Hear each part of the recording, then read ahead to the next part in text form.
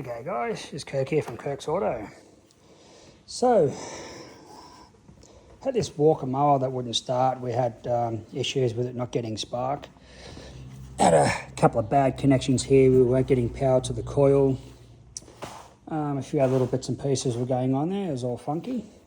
But anyway, I bought this new little gadget today.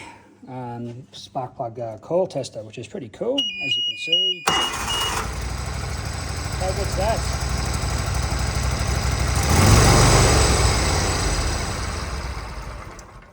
Anyway, it's a new little gadget I bought this morning because I thought, well, I'm going to need something to help me test the spark because I couldn't have seen the old traditional one of these old ones that are here.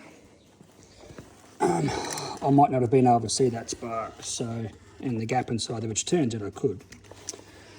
Anyway, yeah, so little walker mower goes back to work tomorrow and gets to make some more money again. But yeah, it was, fortunately we just had a couple of bad connections on this one, but it's all good to go now, back to work. Thank you for watching.